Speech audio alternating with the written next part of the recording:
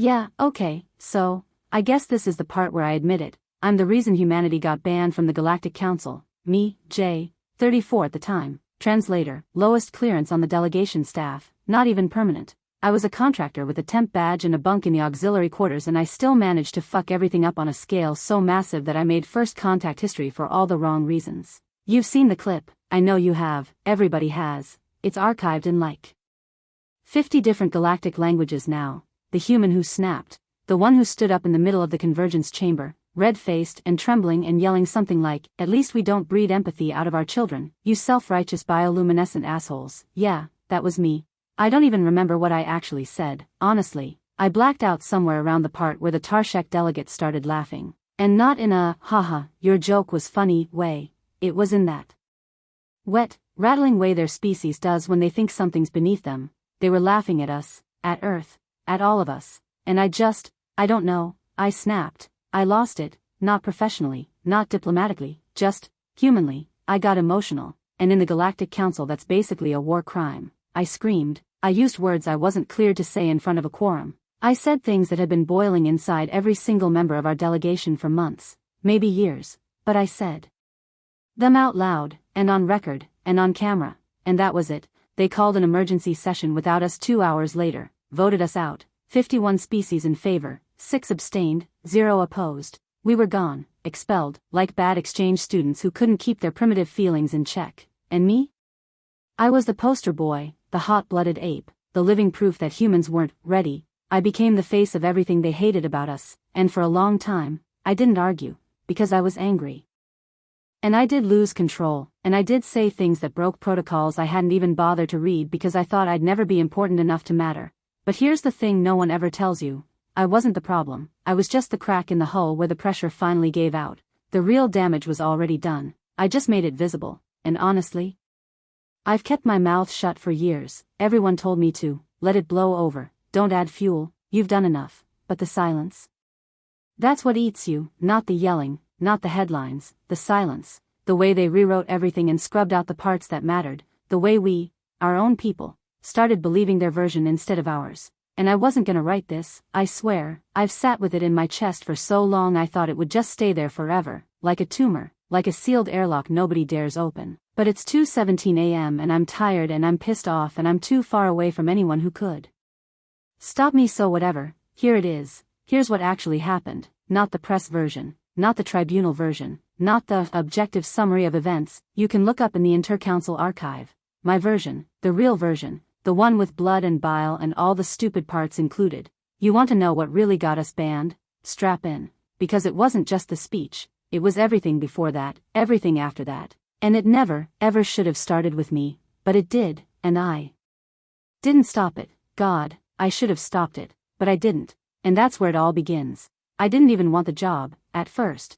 I was supposed to be freelancing for a trade mission based out of Luna Dock. Just a 6-week contract translating biotech regulations between 2 species that couldn't agree on whether lungs were essential for sapient life. That's where I was when the email came through, no subject line, no header, just, urgent interpreter needed for Terran Council delegation. Immediate off-world placement, 3-month term. It didn't even say where. I thought it was a scam. But then I checked the sender credentials and, yep, legit, full council sigil and everything. The Terran delegation needed a warm body who spoke standard galactic and had a semi-clean security clearance. I guess mine was just clean enough. And I said yes. Because I was broke and bored. And yeah, okay, maybe I was still stupidly starry-eyed about the council back then. It felt important, like I was finally stepping into something historic, even if it was from the back row. They flew me in on a cargo hauler, dumped me in auxiliary residential ring 6B with a stack of onboarding manuals and a uniform 3 sizes too big. The first time I walked into the actual council building, I got stopped by 4 different security checkpoints, and the last one made me take off my shoes. I remember that first morning so clearly. The smell of the recycled oxygen, the way the gravity was just a little wrong. Like walking on a trampoline with sand in your boots. My badge blinked orange the entire time. Provisional clearance, which meant I couldn't access half the building and wasn't allowed to eat in the central mess without a chaperone. They put me in a corner cubicle in linguistics, not a real office. More like a padded drawer with a voice terminal and a chair that creaked every time I shifted my weight. The walls were gray, the ceiling was grayer, I think the only color in that entire room. Was the blinking red, recording active, light? I was background noise. I fetched coffee. I smiled in the back of press photos. I formatted minutes for meetings I wasn't allowed to attend and cleaned up mistranslations between species who didn't even believe humans were fully sentient yet. Sometimes I think I was hired as a diversity checkbox. See? The humans have a language specialist. Isn't that quaint? And I was so proud of it, God. I'd forward screenshots of meeting transcripts to my mom like I was making history. She'd send back little heart emojis and ask if I'd met any nice alien girls. I didn't have the heart to tell her that half the species I worked with didn't even have genders, or eyes, or mouths. I didn't matter, not to them, not really, and that was fine. That was the point. I wasn't there to be seen. I was there to facilitate, to smooth things over, make the humans look cooperative, sophisticated, polite. We knew our place. We were supposed to keep our heads down and learn, and I did. I learned how the council talked about us when they thought we weren't listening. I learned which delegates refused to sit at the same table as our ambassador. I learned which species thought we were too violent, too volatile, too emotionally porous to trust with interstellar policy. I learned how to swallow it, how to smile through it, how to translate something disgusting into something diplomatic. I got good at it, so good they stopped noticing I was even there. And maybe that's why it hit so hard later. Maybe that's why it burned, because I spent so long erasing myself that when I finally showed up in full color, they couldn't stand the brightness. And honestly, I don't blame them. I was never supposed to be loud. And look, I know how it sounds. Galactic Council, right? Like some hyper-evolved utopia where everyone floats and glows and speaks in chorus with the wisdom of 1,000 stars. Nah, they're just people. Well, not people, technically. Not all of them even have mouths, or blood, or centralized nervous systems. But still, just people, petty, tired, bureaucratic assholes in expensive robes with translation implants and egos the size of planetary cores. Like, I remember my first quorum session. I was allowed to sit in the public gallery. No mic access, no live interface, just a headset and a 300-credit seat cushion that smelled like ozone and sterilizer. And I was so excited. I had a notebook, an actual paper notebook, like some kind of hopeful little historian, and the first thing I saw, a delegate from the Kelvan throng sneezing on the floor, just violently ejecting its third lung sac like it was flicking a cigarette, and then it left it there, didn't even try to sanitize, just wobbled back to its hover perch like nothing happened. The second thing I saw was a Eurixia ambassador openly checking their nutrient drip while the Vrelin tried to make a case for banning kinetic weapons. And the third thing I saw was our lead human delegate being talked over, again, like they weren't even there. They didn't look at us when we spoke. Did you know that? Half the time, they kept their gaze appendages trained on the ceiling, or their hollow screens, or each other, but never at us. It's like we were a bad smell they were trying to politely ignore. And you know what's wild?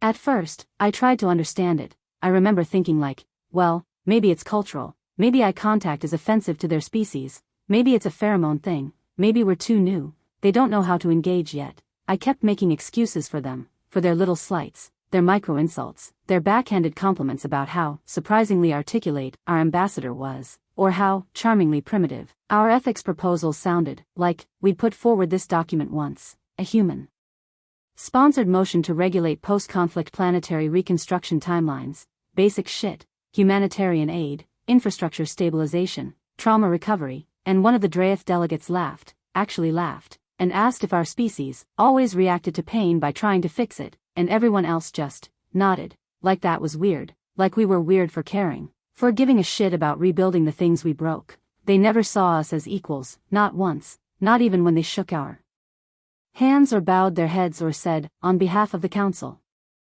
welcome. It was always performative, like inviting the new neighbors over for dinner just so you can count their forks afterward. I remember one of them, a high-order Phyrexian, can't recall the name, once told me, real casual, that we were cognitively divergent enough to be considered interpretively useful, but not ideologically trustworthy, and I smiled. I fucking smiled and nodded like that was a compliment. Because what else was I supposed to do? Correct them, laugh, cry, bite my tongue until it bled and write it down in a report that nobody would ever read? I think part of me kept waiting for one of them to look me in the eye, to really see me, to see any of us.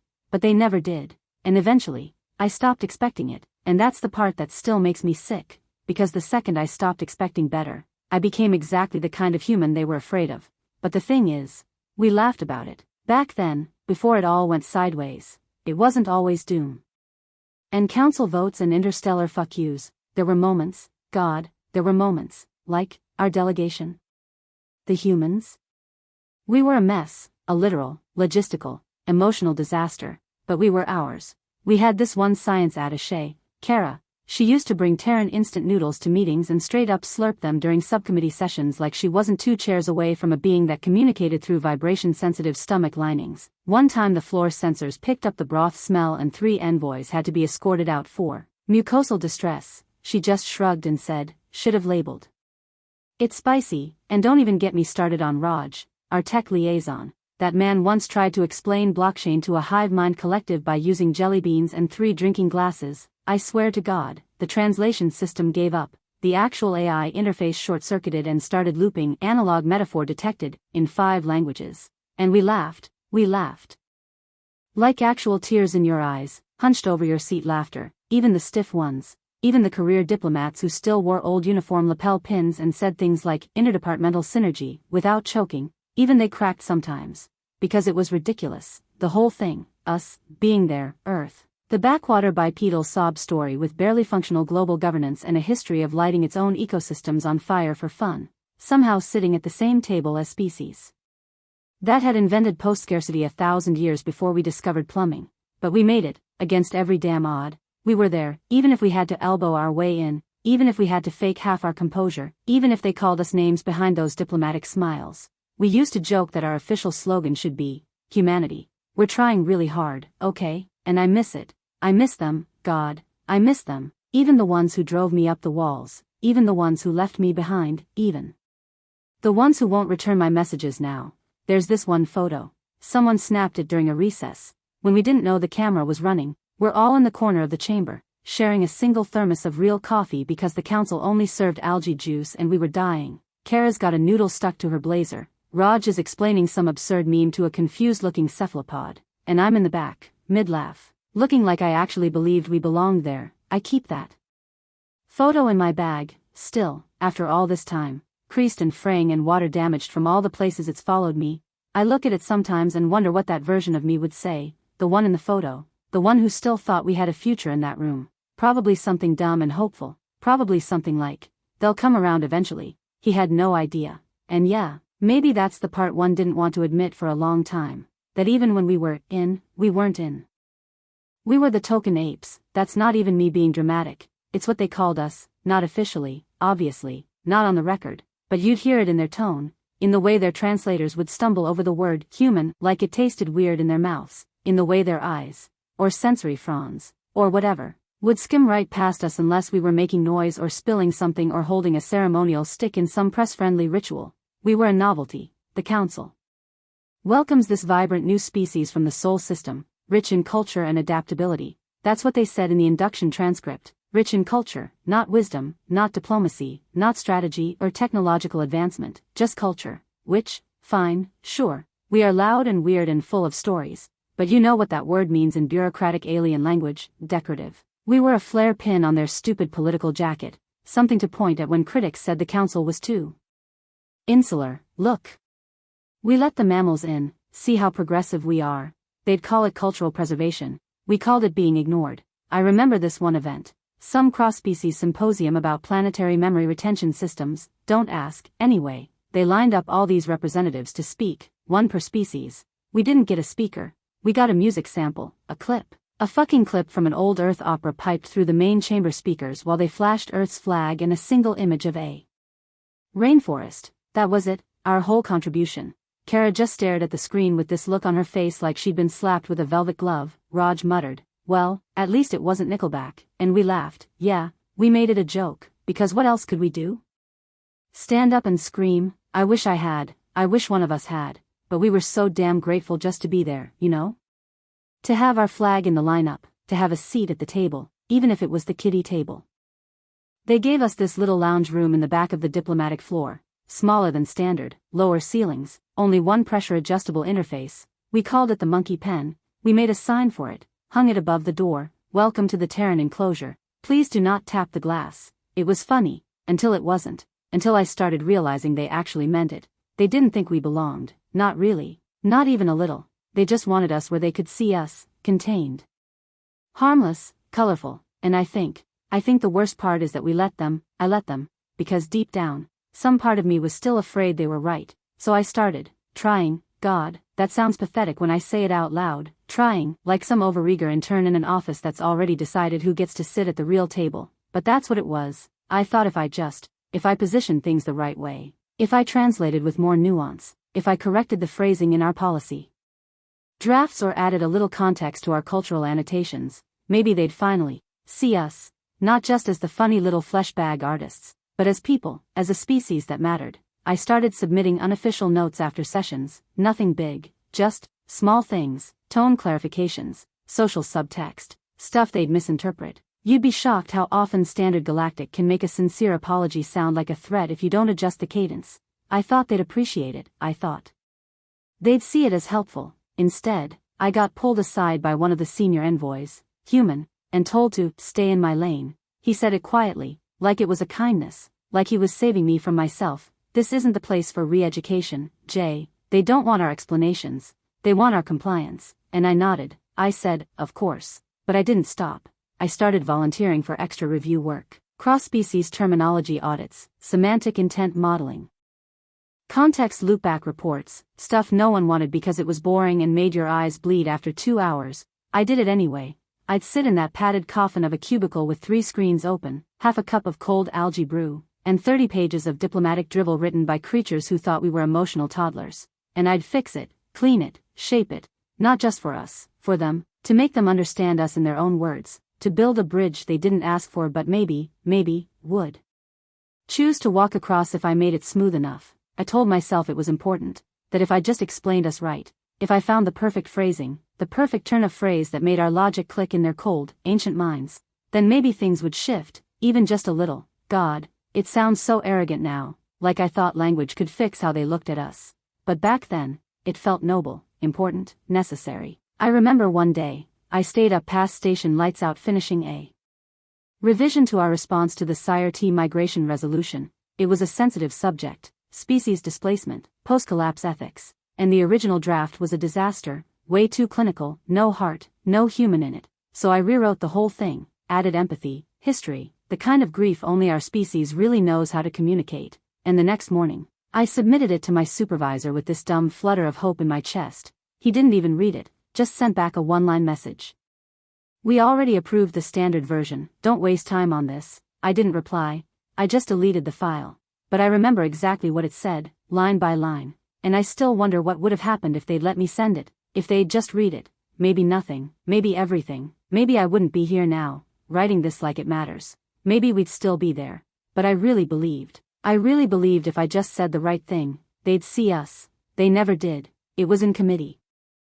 Not one of the big sessions. Not the main floor with all the recording drones and ceremonial robes and 25 dialects speaking over each other. No, this was tucked away, low priority, mid-cycle logistics, subcommittee on interspecies security and crisis mediation, which is just a really long title for, what do we do when someone snaps? They were reviewing Earth's psychological stability metrics, again, because God forbid we have more than 6 months without one of our species doing something dramatic enough to ping galactic feeds, war, uprising, panic, fear, just normal human stuff, but loud, always loud. I wasn't supposed to speak, I wasn't even in the session, I was shadowing, observing, sitting 2 seats behind our assigned delegate with a neural recorder and a blank expression, trying not to blink too often because apparently some species find rapid eye movement predatory, and this Warren delegate, tall thing, all glassy limbs and vocal harmonics like wind chimes melting, says it real calm, real measured. We may need to consider long-term quarantine protocols for Sol. 3.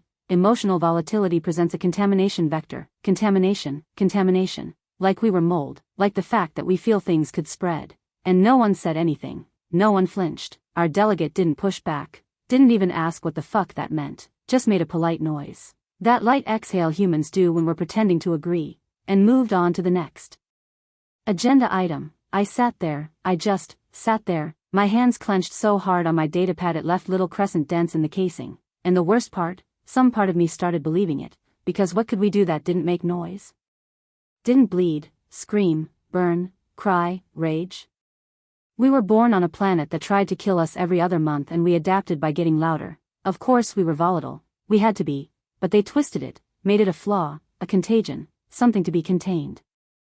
And I should have walked out, I should have stood up, right there, should have said something, should have grabbed the mic and said, "We're not your experiment, and we're not diseased," but I didn't. I didn't because I still thought we were guests, still thought there were rules, still thought if we just behaved, if we stayed polite, if we kept earning our place every goddamn day, they'd stop looking at us like a crack in the hull. But that was the first time I realized, they weren't scared of what we might do, they were scared of what we are, and I still stayed, like an idiot, like a loyal dog hoping for a treat. It was raining, which was hilarious, because the council station was fully enclosed, climate regulated, no weather, no sky, just ceiling and filtered sun lamps and mood calibration algorithms. But someone in human cultural affairs thought simulated rain would foster emotional authenticity for embassy receptions, so they piped in this gentle mist that clung to your blazer and made everything smell like metal and shampoo.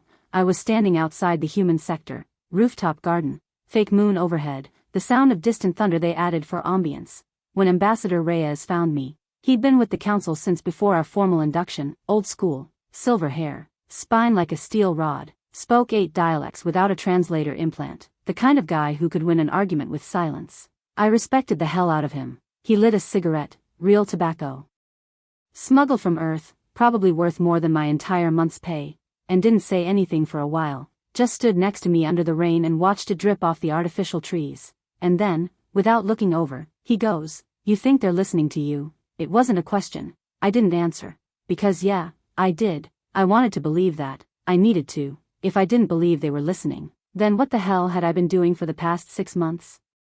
All the late nights. All the redrafts, all the careful, measured compromises.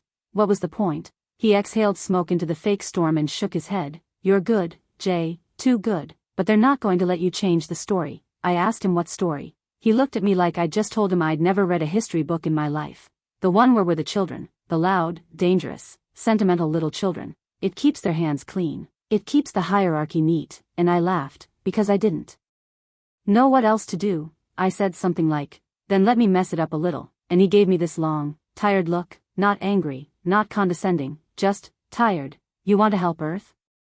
Keep your head down, stay useful, make sure they don't forget we're trying." And I nodded. I lied. I said, "Okay," but I didn't mean it, not even a little. I didn't want to stay useful. I wanted to be heard. I wanted them to look me in the eye and see a person, not a representative, not a risk assessment, not a containment protocol, just a person. And I think that's when it really started to slip. When that seed of doubt got in and started rotting the foundation, when I stopped playing the role they handed me and started writing my own lines. He told me to keep my head down. I didn't listen. I was so tired that day. Not the kind of tired you sleep off, not jet-lag tired, not "oh I pulled an all-nighter again" tired. This was marrow deep, bone slow, brain fog exhaustion that made everything feel underwater and too bright and not quite real. I hadn't eaten. I think I'd had half a nutrition cube at some point. Maybe around dawn? Maybe not. I don't remember. The council food dispensers had started glitching again and I didn't feel like wrestling a snack protocol that considered spiced protein slurry a full meal. Kara had tried to hand me a packet of dried noodles on the lift up to the chamber. I waved her off, smiled, lied. "I'm good." I wasn't good. I was empty and wired and done. That week was a nightmare. Another round of policy reviews. Another set of edits to our participation charter. Another 1,000 micro-slaps to the face labeled as diplomatic courtesy. And they kept pushing. I'd spent 2 straight days rewriting a paragraph about Earth's ethical development timeline because apparently our species-wide empathy arc didn't conform to standard council psychometrics. Do you know how hard it is to explain grief to a species that communicates by scent bursts and ancestral memory echoes? It's like trying to explain music to a rock. And then, that morning, that goddamn morning, I was called in to sit second row during a full council session. Didn't know why, no warning, no prep, just a pulse from command. Attendance required. I should have known. The chamber was full, too full, not just envoys, press units, observers, even some of the ceremonial ones who only show up when someone's about to be shamed or honored or erased. And it started normal, or council normal, agenda, roll call, meaningless gestures, until the ritual delegate asked for the floor. And she said it like it was nothing, like she was ordering from a menu. Given ongoing concerns regarding Sol 3's unpredictable emotional behavior and recent events on the Irid border, I propose we formally reconsider their eligibility for continued council membership. Just like that. Just rip us out. sweep us off the board. No trial, no warning, no fucking dignity. And the chamber didn't gasp, no one objected, they just let her keep talking. She listed stats, clips, headlines, unstable, reactive, culturally self-centered, prone to violence and emotional manipulation, and I sat there, and I sat there, and I sat there, because no one else was going to speak, no one else was going to stand up, and I wasn't trying to be a martyr, I wasn't planning some heroic moment, I wasn't thinking at all, if I'm being honest, I just snapped, stood up, no mic, no clearance. Just me and the sound of my own voice cracking off walls built by species who thought we were less, and I said, I don't even remember all of it, but I remember the silence, the way the chamber froze, the way 1,000 different eyes turned to look at me like I just set the floor on fire, and in a way, I set everything on fire, and part of me still isn't sure if it was the worst thing I ever did, or the only honest one. I said it out loud, and everything stopped, not just the room, not just the stupid marble chamber with its fake gravity and its echo-perfect acoustics, I mean everything, my breath, the air, the world. You know how they say time slows down in a car crash? It wasn't like that, it was like I left my body entirely, like my mouth moved and the words came out and something in the back of my brain just whispered, too far, too far, too far, and it was already done, already out, already flying across the chamber like a shard of glass. I wish I could tell you what I said, I really do. You'd think that'd be the one part burned into my memory, but I don't know. It wasn't planned. It wasn't written. It wasn't clever or careful or diplomatic or anything someone like me was supposed to say. It was true, raw, and jagged and unfiltered, the kind of truth that hurts more than it helps. I remember standing, I remember my hands shaking, I remember the Warren delegate, the one who said we were a contagion, turning so slowly, like their joints didn't quite believe what was happening. I remember saying you talk about us like we're children but you haven't changed in 10,000 years. I remember saying we bleed and build and burn and cry and you call that chaos, but it's life, it's goddamn living, or maybe I didn't say it like that, maybe it was worse, maybe it was messier, maybe I screamed, I don't know, I just know the silence after, that silence, not like awkward silence, not stunned silence, this was ancient silence. The kind that settles into your bones and tells you something permanent just happened. I saw the ripple hit, the way people turned, the way translators paused, the way some species just stopped moving entirely. They were looking at me like I'd cracked something open they didn't want touched, like I'd spoken a curse in the middle of a cathedral, like I wasn't a person anymore, just a problem that needed solving. And in that silence, in that awful, endless, echoing silence, I felt relief, and that's the part one hate the most. The part one keep trying not to think about, because I'd spent so long trying to play it right, be calm, be useful, be invisible, and in that moment, I wasn't invisible, I was seen, I was finally, brutally, seen, and for half a heartbeat, before the shame set in, before the panic and the diplomatic hellfire and the exile and the fallout and everything else, I felt this horrible, guilty thing crawling up my throat that I think might have been pride. God help me, I think I was proud, I thought maybe they'd understand. I really did. I know how stupid that sounds now, God, I know, but in the moment? In the aftershock? When my voice was still rattling in my chest and my hands hadn't stopped shaking and everyone was still frozen like maybe they'd finally heard something real, I thought maybe that was it, maybe I'd cut through, maybe the truth had weight. I got pulled into a disciplinary session less than 2 hours later, not even in the main chamber, not even in the human sector. They summoned me to one of the cold, windowless diplomatic review rooms on the inner ring. The kind that didn't have chairs. Unless they were specifically requested in advance, and the first thing they asked was, do you recognize the breach of decorum you committed today? Not why did you say it, not do you want to explain, just straight to breach, like it was already a closed case and I was just there to sign the confession. I remember standing there, mouth dry, still replaying what I said, trying to find the worst part of it, trying to guess what they heard, because that's the thing, it wasn't just about what I said, it was about how I said it. Emotional, loud, messy, too human, exactly what they wanted to believe. I tried to explain, I told them it wasn't a threat, that I wasn't attacking the council, that I was just tired, that I'd reached my limit. I said, you keep talking about Earth like we're unpredictable, like we're unstable, but you never once asked how it feels to be treated like a virus in the room. They didn't even blink. One of the Arenthi liaisons, smooth-shelled, 10 eyes, speaks in tritone pulses, tapped something on his wrist pad and said, flat as gravity, we are not here to process emotional distress. We are here to evaluate protocol violations. I think that's when it hit me. They weren't listening. They never had been. They didn't care why I said it. They only cared that I said it, out loud, in front of others, uncontrolled, human. I kept talking anyway, like an idiot, trying to untangle it, trying to backpedal and stand my ground at the same time, which, spoiler, doesn't work. I said, if I hadn't said it, would you have ever acknowledged what's happening?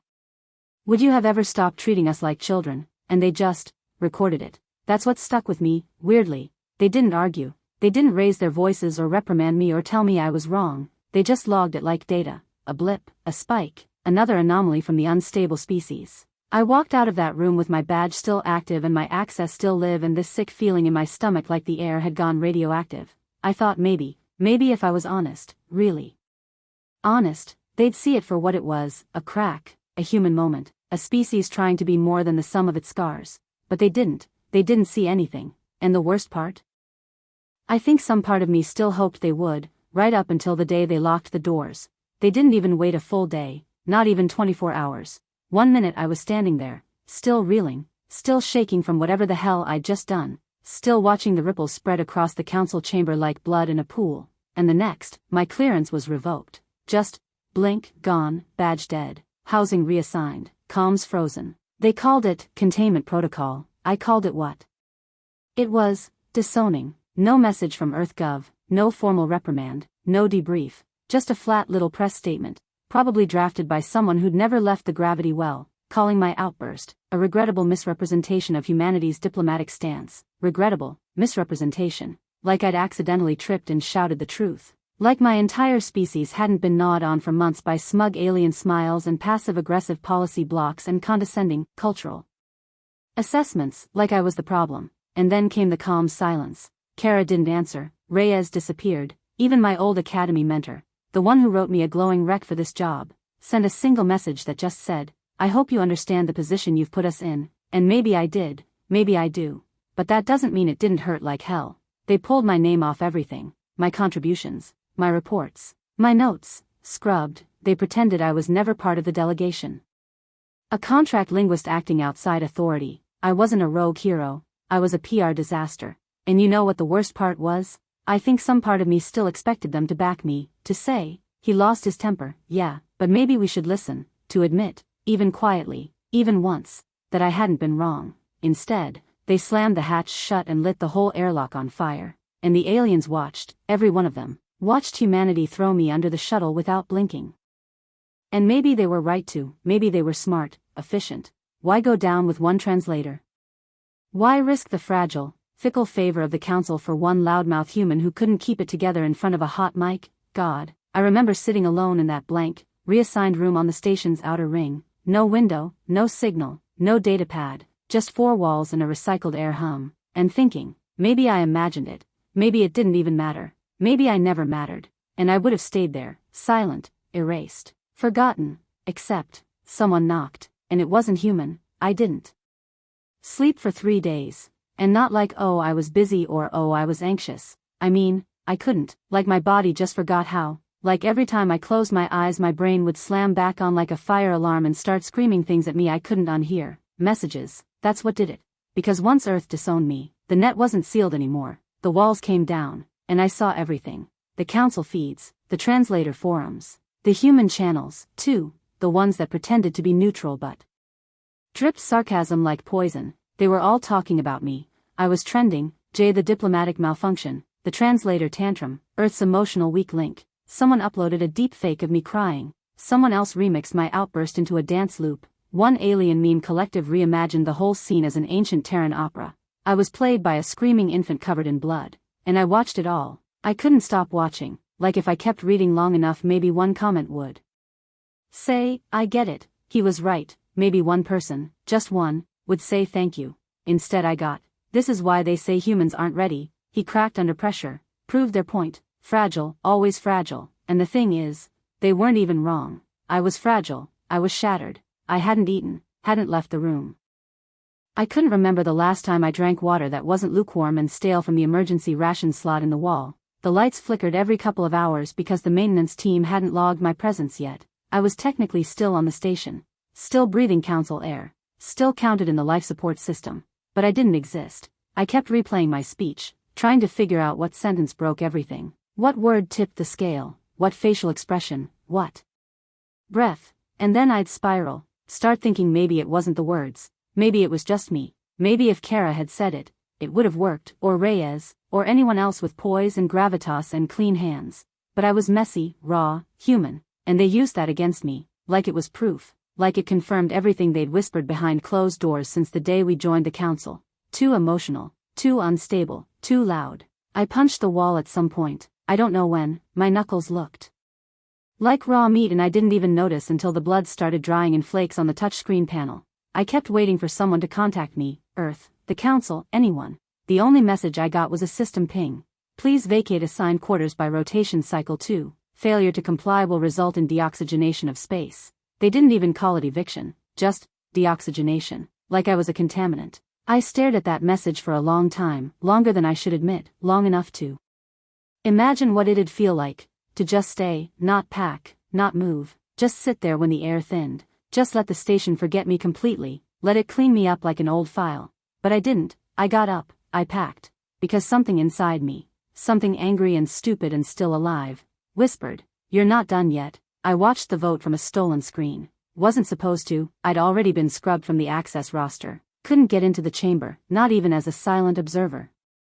But one of the engineers, a quiet little thing from the MREC cluster who never talked, just blinked real slow when she passed me in the corridor. She slipped me a cracked access tag on her way to the lift, didn't say a word, just pressed it into my hand like she was passing a cigarette to a ghost, and I watched it, alone, in a service corridor, crouched between humming conduit pipes and a dead cleaning drone. The screen flickered, low res, maybe 5 seconds behind real time, but it showed everything. The council chamber, the tiers, the sigils, the flags, the glint of polished stone under artificial daylight, so clean and perfect and false. No speeches, no open debate, not even one of those performative moral arguments some species like to do, just to pretend they were still noble. Just names, votes, yes, yes, yes, abstain, yes. The arbiter didn't even flinch, he just read the total in that flat, gelatinous drawl of his and said, Sol, 3 delegation hereby revoked of member.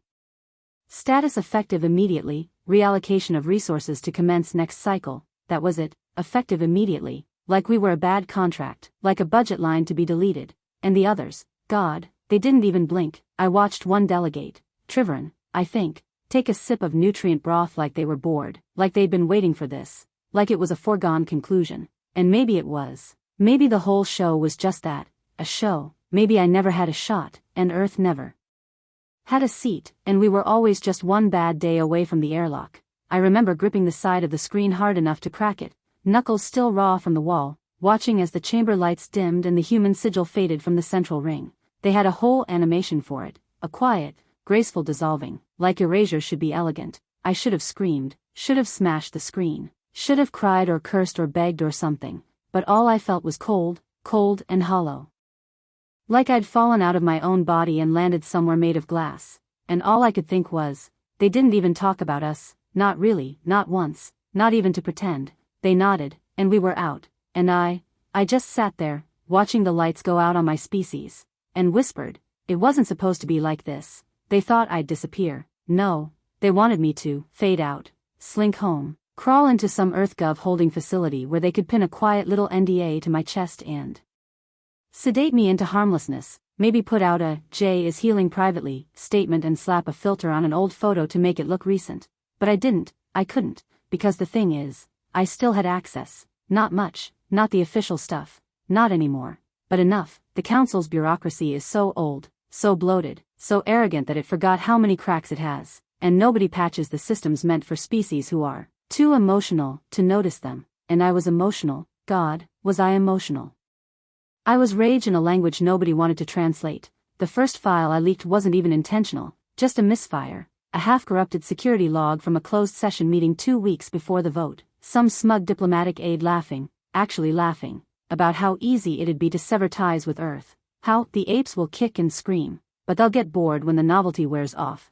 Novelty. We were novelty. I posted that clip anonymously, didn't watermark it, didn't edit it, just let it breathe, let it burn. And it did. Humans picked it up first, then some fringe alien publications, and then a few outcast species started whispering things, asking questions, wondering what else the council was hiding under its precious marble floors. So I kept going, because why the hell not? They'd already erased me, already branded me the outburst, the tantrum, the weak link, so I figured, fine, you don't want me to be part of your system, I'll break the system. I leaked a cultural audit report, one that classified Earth's media exports as psychologically volatile. I shared resource routing manifests that showed council favoritism so blatant it looked like satire. I uploaded internal memos about acceptable human containment rhetoric for allied broadcasts. Containment rhetoric, like we were a disease they were managing. And every time I dropped something, I expected the knock, expected the cell, expected the council to drag me back in chains or EarthGov to neutralize the threat to interstellar harmony. But the knock never came, just more silence, and the silence made me louder. Somewhere in the middle of it all, I don't even know what day, what cycle, what year, I stopped trying to fix it, stopped writing drafts of apology letters in my head, stopped wondering if I'd get reinstated, or forgiven, or even remembered with pity. I just started lighting matches. Every document, every dirty secret, every time they laughed behind our backs, I held it up to the light and said, look what they said when they thought no one was listening. And you know what? People listened, not everyone, not most, but enough, just enough to make it feel like I hadn't screamed into the void for nothing. But even then, even when the fire started catching, I didn't feel victorious, I didn't feel powerful, I didn't feel like a hero or a rebel or anything like that. I just felt tired, and a little scared, because I knew what it meant. If we were gonna fight back, it was gonna get ugly. The first message wasn't even in a language I recognized, which, I mean, kind of hilarious, right? Former translator, broken ex-diplomat, supposedly the guy who couldn't shut up, and now I'm staring at a dense knot of symbols in a format older than council standard and wondering if it's a death threat or an invitation. Turns out it was both, sort of. They were called the Drenny, not that you'd know that. The council classified them as culturally incompatible and erased their historical records from shared databases like 5 cycles before humanity even got provisional observer status. But apparently, they still existed, on the edge, off the grid, fractured, bitter, bleeding, but alive. And they'd seen my outburst, not the full speech, just the 8-second viral clip of me standing there with my voice cracking and my hands clenched and my whole soul leaking out of my stupid wide-open mouth. And they reached out. Not to recruit me, not even to say thank you. They just said, we saw you, we remember what it's like to be erased. That was it. No calls to action, no manifesto, just recognition. And it cracked something open in me I didn't even know was still sealed. Because God, I thought we were alone. I thought when Earth got booted, that was it. Closed door, end of chapter. Humans humiliated, shuffled off the galactic stage while the rest of the stars rolled their eyes and moved on. But we weren't the first, we weren't the only. And the more I dug, the more messages came in, encrypted files from asteroid colonies, ghost transmissions routed through abandoned comm stations, whole dialects long thought extinct pinging my inbox with warm, painful familiarity. They started calling me things I didn't ask for, things I didn't want. The fire tongue, council breaker, voice without chain, the last honest delegate. I laughed the first time, laughed so hard I almost choked. Because me? A hero? I was a translator who snapped under pressure, a guy who got tired of being polite and lost his job for it. I'd spent 3 days in a stolen room punching walls and Googling how long it takes to die in vacuum. I didn't want to lead anything, I didn't have a plan, I didn't even know what the hell I was doing. But no one else stood up, no one else had said it out loud. So now they looked at me, and it was terrifying. Not flattering, not inspiring, terrifying. Because I knew what came next, I knew what happened to people who said things that weren't supposed to be said. They got erased, quietly, efficiently, and I had just lit up the darkness like a beacon. I should have run, I should have gone dark, I should have backed down. But I didn't. I wrote back. It started with 6 names and a borrowed comm array held together with hope and duct tape. No funding, no charter, no official anything. Just angry survivors with scavenged bandwidth and too many reasons not to stay quiet anymore. We met in dead frequencies, signals that used to belong to species that didn't exist on council records anymore. Static choked, half-rotted hertz that nobody bothered to patrol because who would be dumb enough to broadcast on channels full of ghosts? Us, apparently. We didn't call it an alliance at first, it was too formal, too fragile. We just showed up, sent each other warnings, shared ration maps, compared council leak dumps and translated them into as many languages as we could before the firewalls noticed. Sometimes we argued, a lot, actually. Turns out trauma doesn't automatically make people get along. Shocking, I know. The Drenny didn't trust the Loquali. The Loquali didn't trust me. Nobody trusted the Vexer after that mining incident on Fracture 9 and Earth. Yeah, we were the wild card, the new kids, the angry apes with something to prove and nothing left to lose. But somehow, it worked, barely, clumsily, stupidly. We made a shared doc, like, an actual shared doc, where we listed species names the council had disappeared. We called it the Burned Index. I watched it grow from 3 entries to 17 to 84 in 2 weeks. We built a system for emergency drop sites, a barter network, a pirate signal that could override council. Safe zone broadcasts for 6 seconds at a time, just long enough to say, "You're not alone," before getting scrambled. We didn't have diplomats. We had refugees and pissed-off farmers and retired engineers who knew how to jury-rig a water purifier from 2 scrap doors and a coil of old reactor filament. We didn't have rules, we had grief, we had fury, we had each other. It wasn't much, a few whispers, a few ships, a few stubborn voices refusing to go quietly. But it was ours. The council called us destabilizing elements, dangerous radicals, maladaptive nodes in the galactic schema. I called us what we were, the future they tried to erase. I remember the first time we did a full connection burst. 1 second of unbroken data across 12 species, 22 systems, for time zones, and at least 6 government firewalls.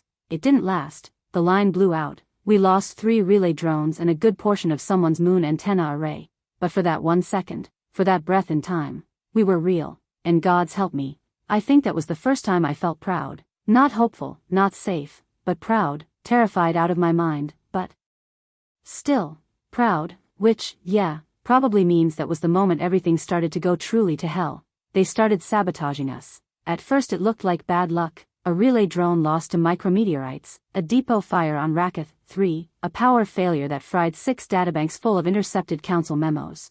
But it wasn't bad luck, it was surgical, targeted. Us, the breakaway, yeah, that's what they started calling it, not an official name, just what the council whispered when they thought no one was listening. The breakaway network, the human fringe infection, Jay's coalition, mine. I didn't ask for that, I didn't want that, but I sure as hell couldn't pretend it wasn't mine when the sabotage started. The first death was Kel, God, Kel, half Loquali, half who knows what, smuggler turned smuggler but for the right reasons. She helped set up our black site food route through the belt, said stuff like, "Rules are for the boringly alive," and wore a jacket with literal blinking lights on it. Loud, impossible, good. Her ship exploded mid-jump. Official reports said navigation failure, but we found traces of council-grade destabilizers in the wreckage logs, the kind you only use when you want the body to disappear with the story. She had 4 passengers, none of them even had names in the index yet. They were just trying to get out, and they trusted me, and they died.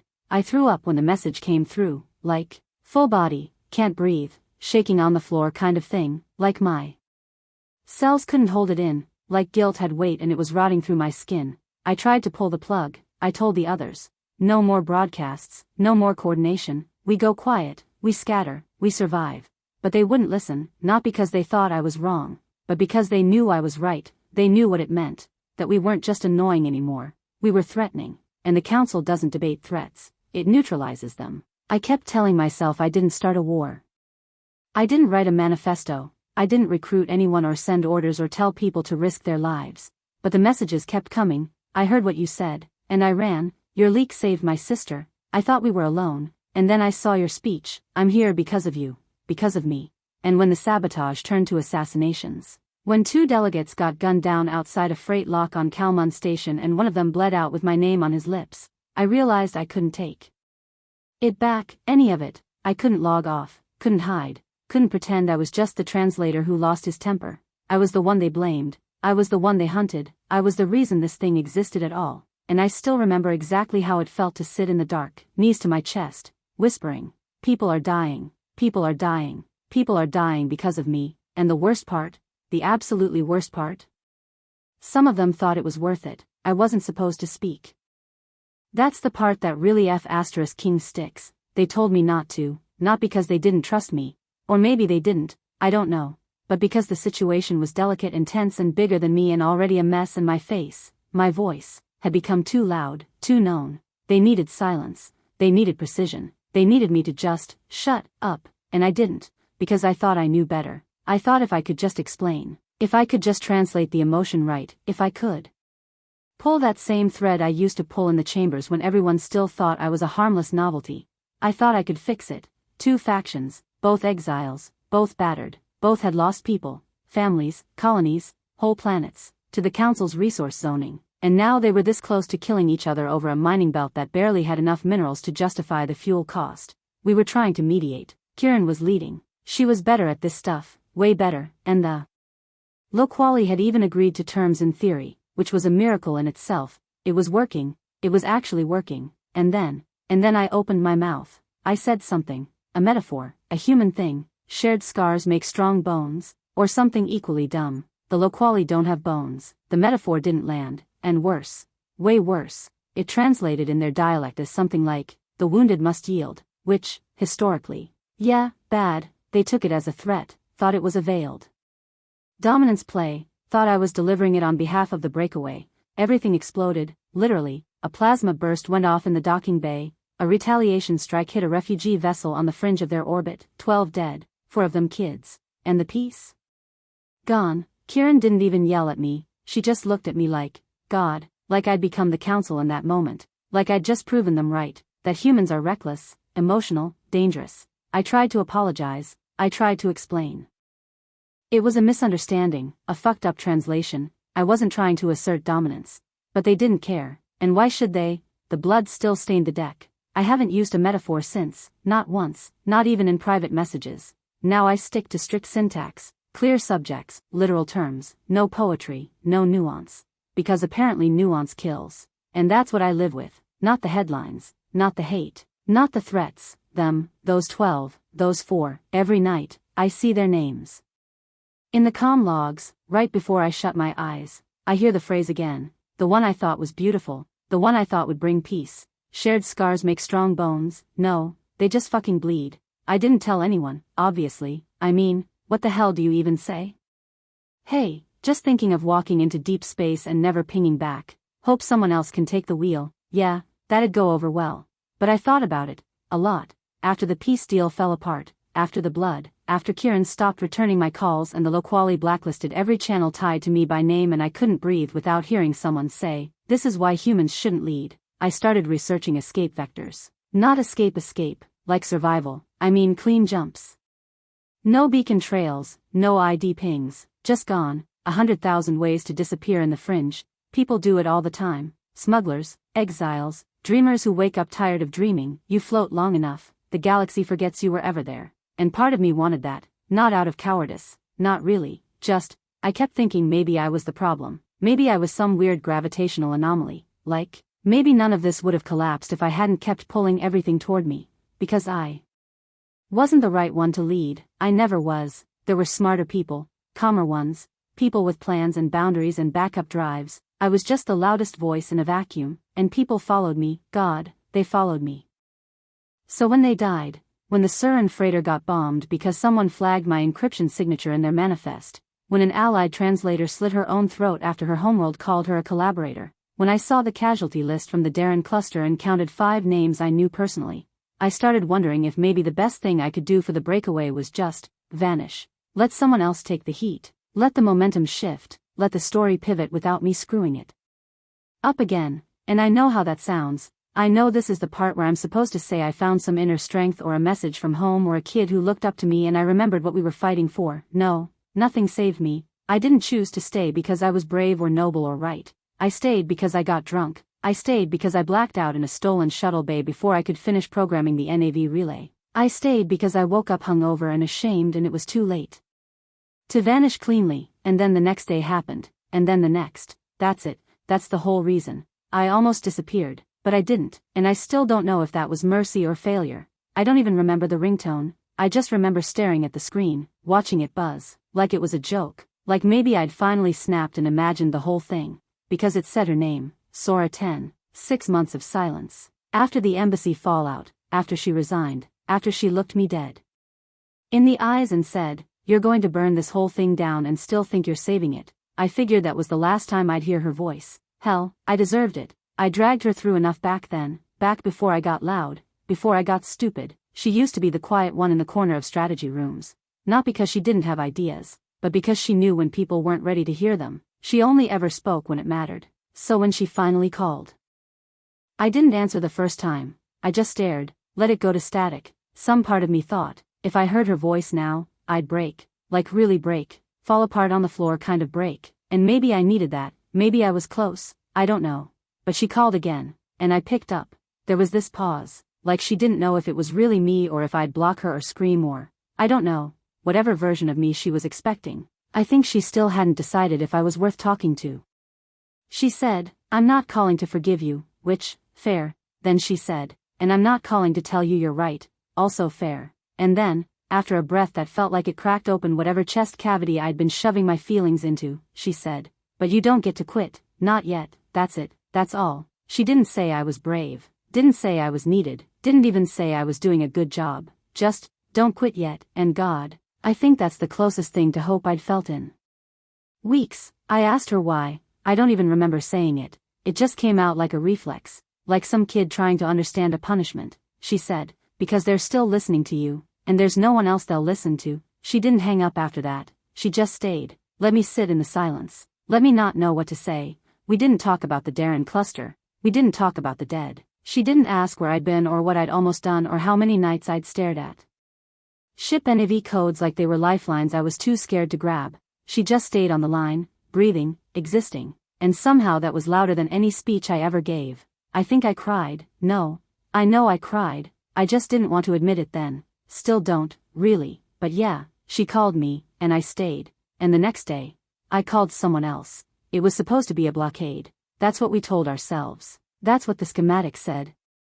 That's what I repeated to the envoy from the outer lattice 3 times on a shaky voice relay. This is a blockade, we hold, we don't provoke. But then they fired first, because of course they did, because the council doesn't lose, it cleanses. They called it preemptive stabilization. I still remember the phrasing because it was stamped on every intercepted order packet. Preemptive stabilization, God, they didn't think we had teeth. They thought we'd scatter, thought we were still the apologetic apes asking for table scraps. But the Darren ships didn't flinch, and the human ships, Jesus, I was in the calm tower on the 3rd rock of whatever dustball system that was, doesn't matter, the name didn't survive. I watched the feed, every angle, every scream, every sudden cut to black. One by one, the council fleet collapsed, not all at once, not clean. Some hulls split from the inside like metal was peeling backward in shock. Some went out in silence, some burned loud.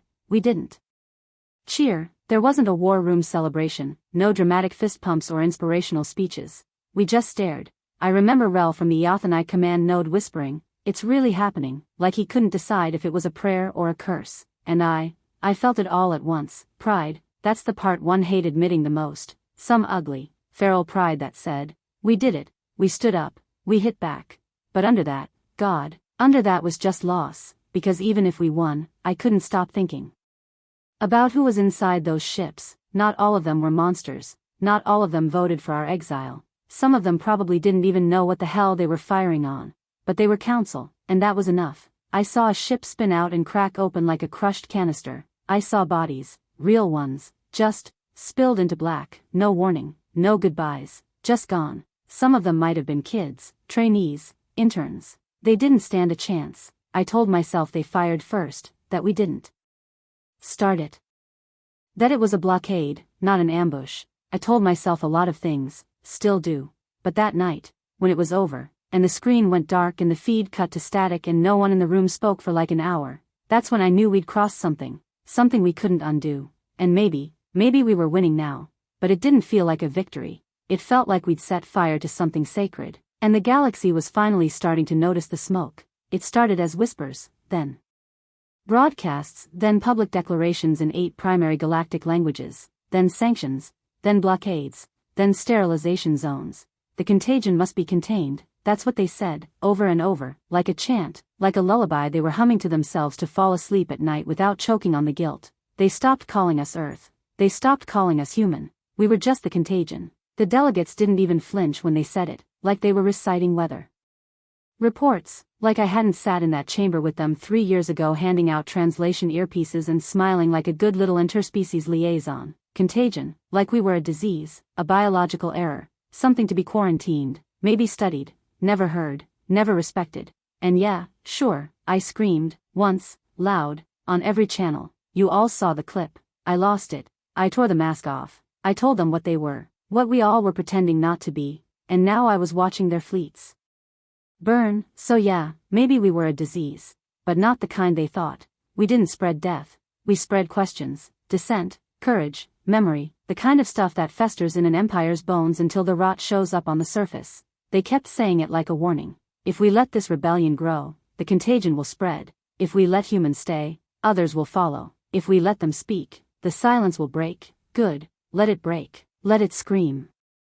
Because we weren't the ones who taught the Darren to say no. We weren't the ones who turned the tide in the Palacian vote. We didn't hand weapons to the Akari refugees and whisper, "Here, take it, no one's coming to save you, you'll have to save yourselves." They did that, on their own. We were just the first ones stupid enough to say it out loud. And if courage is contagious, then yeah, we were the fucking plague. But the thing about plagues is, once they spread far enough, you can't burn them out. You just have to learn to live in the world they leave behind.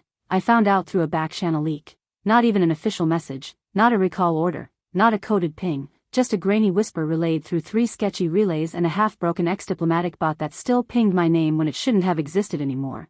They called it a peace gesture. That's what the file said, a fucking peace gesture. The council had demanded a symbol, a sacrifice, something to show Earth regretted, allowing extremism to flourish in its ranks, and Earth, our Earth, my Earth, the planet I nearly broke myself trying to defend, they offered me, the talking monkey who broke decorum, the translator with a temper, the name that became a movement. They thought if they handed over the symbol, the movement would collapse, and worse than the file itself, was the date on it. They'd sent it weeks ago, before the Darren victory, before the Charter Summit, before I sat with 3 exiled species and signed an oath in my own fucking blood because ink wouldn't stick to a Kethskin page. They'd already offered me up, like I was some token, a trade item, a problem they wanted to wash their hands of, and I shouldn't have been surprised. I mean, I went off script. I embarrassed them. I cost them status. Hell, I practically nuked their diplomatic future with one outburst. So yeah, maybe I was a liability, but they didn't even warn me, didn't even pretend to reach out. They sent the council a signed letter saying Earth regrets Mr. Ithris's actions and offers his custody pending further disciplinary process.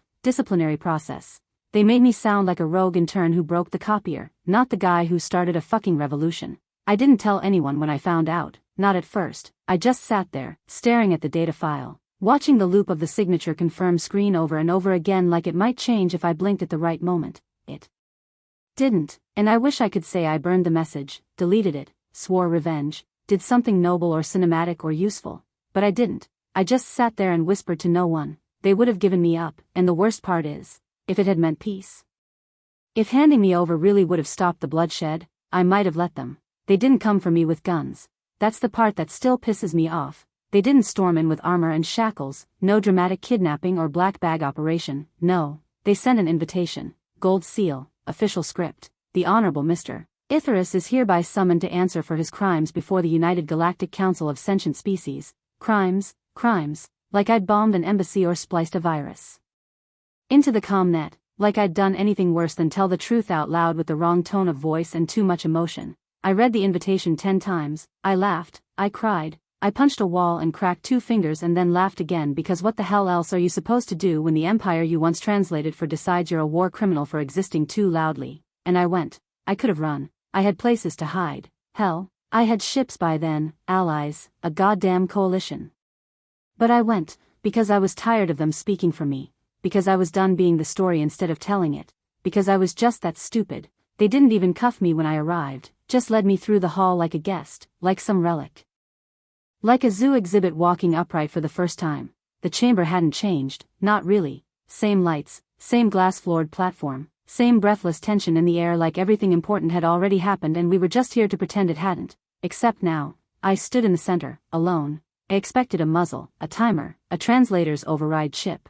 They gave me a microphone, and that was their last mistake. Because I opened my mouth and I didn't stop. I didn't stick to the script. My captors sent me. I didn't apologize. I didn't beg. I didn't play the pitiful human they needed me to be. I told them what they didn't want said out loud. I called them out by name. I named the species who sterilized refugee colonies. I recited casualty numbers like prayer beads. I pointed at the ambassador who once called Earth a hairless infestation, and asked if he still believed that when our medicine saved his third lung, and the room didn't stop me, because they thought I'd hang myself. With words, but words were all I'd ever had, and I knew how to use them. I could see it, cracks forming, not loud ones, not yet, but in the way people shifted, in the way old allies suddenly couldn't meet each other's eyes. I finished with, "You called us too emotional, you feared our chaos, and now you're learning what truth sounds like when we stop softening it for your comfort." They cut my mic. Didn't matter. The feed was already out. The room was already changing. I saw it in real time. Centuries of polished protocols starting to splinter. And the funny thing, after all that, they still tried to take me back to my cell, like it was still a trial, like anything was still under their control. I didn't plan it. I didn't rehearse it. I didn't sit down and think, what does a historic broadcast to the entire galaxy need to say? Because, come on, if I'd thought about it, I would have choked. I would have second-guessed every word, every tone, every look.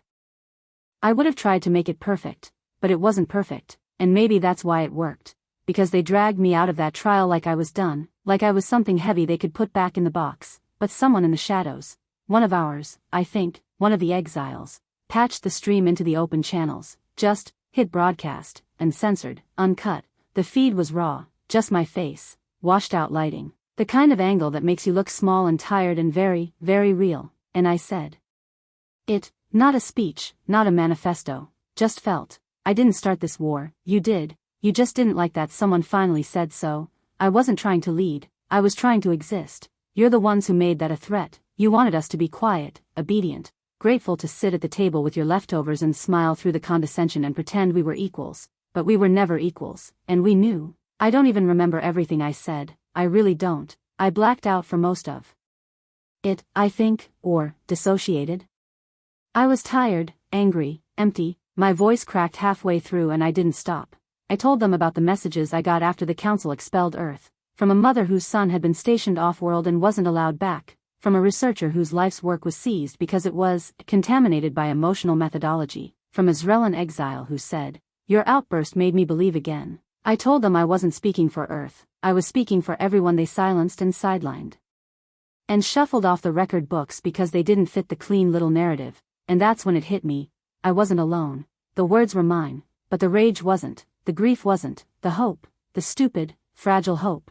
They gave me that. I didn't speak like a diplomat, I spoke like a goddamn human, unfiltered, furious, fractured. And they listened, God help me, they listened. Even now, I still get messages. Whole species who didn't even know what humans were saying, I felt that, I felt seen, like I was saying the thing they'd all been too scared to say first.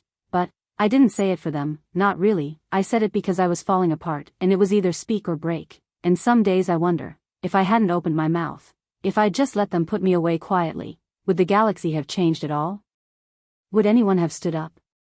Or would they have nodded along while the Council erased another inconvenient mammal with too many feelings? I didn't speak because I was brave. I spoke because I didn't know how to shut up, and maybe that's the only reason we're still here. I didn't even know it was happening at first, like, there wasn't some big moment, no dramatic declaration or fireworks in the sky or fleets turning in perfect synchronized rebellion. That's not how things break. You think it'll be a bang, right? That when empires fall you'll feel it in your chest. But it wasn't like that. It was quiet, subtle, like mold blooming behind the paint, like a cough you ignore until it's blood on your pillow. The first defection came through a smuggled data pad, that was it. Just a message, a species I'd never spoken to directly, the Cray. The mucus-bodied ones that always wore translation masks and hated eye contact. They reached out first, said they were re-evaluating the Council's ethical trajectory. I remember reading that line and just staring at it, rereading it, over and over. Not, we stand with you, not, you were right, just re-evaluating. And then the next week, one of their ambassadors vanished, and another species, one of the crustacean ones, I think, I forget their name now, I feel like such an asshole for that. Anyway, one of their warships went missing near our sector, and then another. A mining colony suddenly suspended dues to the central treasury, like these tiny, quiet protests that didn't even feel like protests, not at first, not really, but it kept happening. The fractures spread.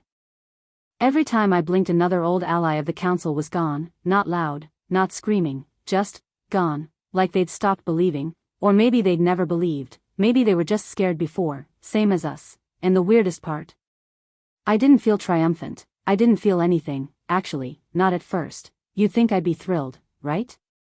The big, bad council crumbling under the weight of its own arrogance, the machine grinding to a halt. I'd wanted this. Hell, I started it, lit the match, watched the smoke rise, but when the blaze came I just stood there, because it wasn't a victory march. There weren't speeches or champagne or final boss music playing behind my eyes. It was systems failing, quietly, beautifully, tragically, and some part of me wanted to scream for them to stop. I know how that sounds, I know I said. They were monsters, and they were, most of them, or at least willing to stand beside monsters if it meant power. I know I said we were right to fight, I still think we were, I hope, God, I hope. But watching them fall, all I could think was, we were supposed to fix this, not break it, we were supposed to be better. And then I remember thinking, no, not thinking, feeling, deep in my chest, like a dull, wet knot. What if this is the better version? What if this mess, this entropy, this collapse, that is the fix? What if the only thing holding the galaxy together was fear and inertia, and once we tore that apart, there was nothing left but drift? It wasn't supposed to go like this. We wanted justice, we got silence, we wanted dignity, we got defections, we wanted a seat at their table, we burned the whole room. I think I missed the table, I think I missed the idea of it, the stupid, naive dream that if I just kept translating long enough, they'd understand us, that we could belong. Now the walls are cracked and the floors caving in and the stars feel quieter somehow, more distant. Less like something we can reach and more like something that used to matter, and I know this was the plan, I was the plan, but I still wake up in the middle of the night wanting someone to tell me this was all a mistake, that they didn't really fall, that someone out there still knows how to put the galaxy back together again, because I sure as hell don't, and I'm so fucking tired. And then they asked me to lead it. I mean, of course they did, right? I don't know what I expected, after everything, after the speeches and sabotage and whispered calls in the dark. I guess it makes sense. The moment the old house finally collapsed, everyone looked around for whoever had been swinging the sledgehammer the loudest. And there I was, still holding it. They didn't even ask me nicely. That's the part that kills me. No ceremony, no apology, no, we misjudged you. Just this brittle message from the RIM delegate saying, we believe a new charter is necessary, we propose your inclusion. Like it was just administrative, like I was just another checkbox to fill in. No, not even that, like I was furniture, foundational. I should have said no. I should have screamed, or thrown the terminal, or laughed in their faces. I should have told them that I was the wrong choice, that I wasn't a leader, that I'd been making it up as I went and most of what I did was just trying not to drown while pretending to swim. I should have told them I wasn't wise, or brave, or good. I should have reminded them I was the reason the fire started at all. I should have. But I didn't. I just sat there, reading the message, scrolling it up and down like maybe, if I stared hard enough, it would disappear, that the universe would take the choice away again. It didn't. I sat in my bunk for an hour, then another, then I cried, then I threw up, then I said yes. Not because I believed I could do it, not because I had some grand vision for galactic peace or unity or whatever the hell we're supposed to want. Not even because I thought I deserved it. I said yes because if I didn't, someone worse would. Because I couldn't stand the idea that after everything, after the council and the trials and the dead and the silence, someone else would rewrite the rules without us, without humans, without me. God, that sounds so narcissistic, so gross. I know how it sounds, like I wanted power, like I thought I was the only one who could hold the pen. I didn't want to lead it, I just wanted it to exist. Just wanted something to exist that wasn't rotted through with the same lies as before, something that didn't treat entire species like footnotes. Something that might, maybe, just maybe, leave room for our messiness, our mistakes. But when I signed my name, I felt nothing, not pride, not relief, just this hollow pressure behind my eyes, like I was standing on the other side of a mirror and I could still see her. The version of me who started all this, the translator, the coffee fetcher, the stupid idealist who still thought diplomacy was about listening. I miss her. Or maybe I hate her. Maybe I'm still trying to kill her. I don't even know anymore. They printed my signature in a dozen languages, broadcast it on every open channel, called me representative, called me founder, and I just kept thinking, what if I've already ruined everything? What if this is just a prettier version of the same lie? What if all we did was change the accent? I'm not the future, I'm the fallout. I don't know how to build things, I only ever broke them. And now I've got a chair with my name on it and everyone's watching and I swear to God I still wake up some nights wondering if this is a prison sentence I accidentally volunteered for. But yeah. We signed something new, and I don't even know if I believe in it. I just knew I couldn't walk away. They keep calling me a hero. I don't know what that word means anymore. There's a statue of me outside the old embassy ruins on Doskeri Prime. Bronze or some local alloy that shines like grief, arms outstretched, head tilted up like I'm looking towards some great just future. They didn't get the eyes right, they never do, too calm, too certain. I've stood in front of it twice, once in secret, once during a ceremony where they handed me some medal and I pretended to smile while something inside me tried to crawl out through my ribs. There's a textbook now. Did you know that? Kids in outer sectors study what happened like it was inevitable, like I was part of some movement, some master plan. Chapter 14. The Catalyst of Reformation, page 212. J. Aratai's turning point speech. They even animated the trial scene. Cleaned it up, of course, smoothed out the voice cracks, cut out the shaking hands, took the bile and fear and turned it into resolve.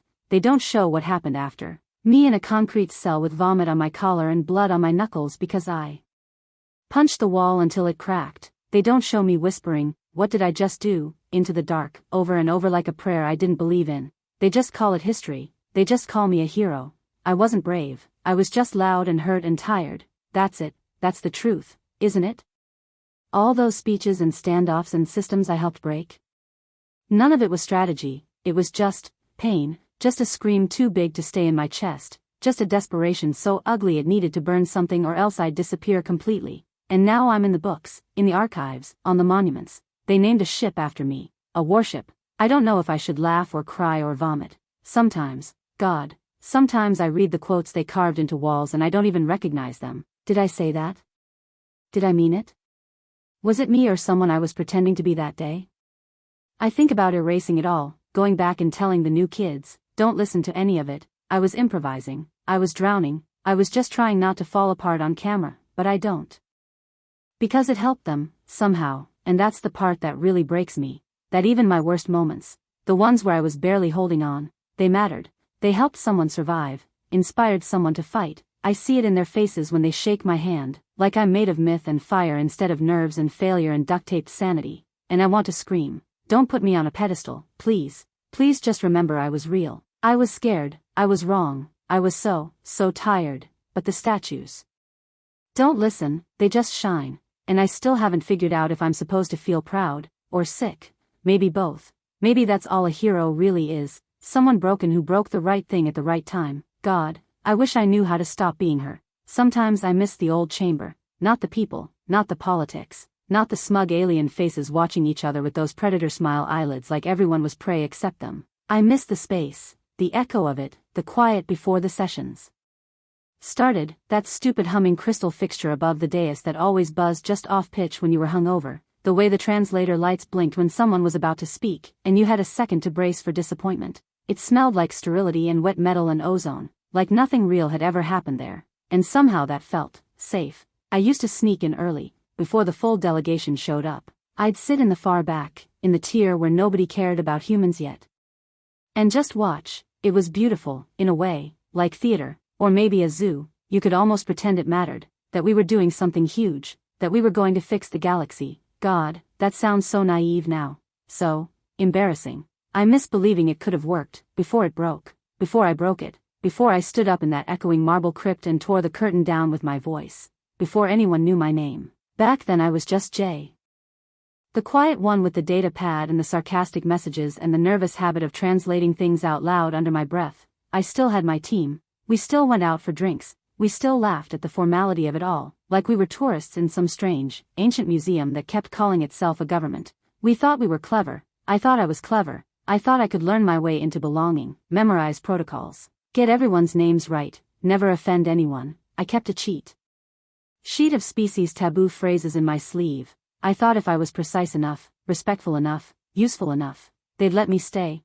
I didn't know back then that the whole place was already rotting. That it didn't matter how careful I was, that the moment we stepped through the council's doors, they'd already labeled us dangerous. Or maybe I did know, and I just wanted to believe something else. That's the part one can't figure out, looking back. Was I stupid, or just hopeful? Were we doomed, or did I doom us? It gets fuzzy, sometimes, the timeline, the reasons. It's like my memory keeps rewriting itself, trying to make me either a martyr or a monster, but I know I was neither. I was a tired girl with a translation patch and a bad sleep cycle and too many goddamn dreams. I miss her. I miss sitting in that chamber and not being seen. I miss being invisible. Because now I walk into a room and everyone knows. They hush, they stare, they weigh their words like I'm going to explode, like I'm a weapon someone left armed in the middle of a peace summit. I used to dream about having a voice, about being heard. Now I'd give anything for a few more hours of silence, just a little longer in the back row, before I ruined everything. I don't know if I'd do it again. God, I think about that all the time, not in the way reporters ask, like it's a fun little hypothetical for the anniversary reels. Not like, do you regret it, with that smile that already expects the brave answer.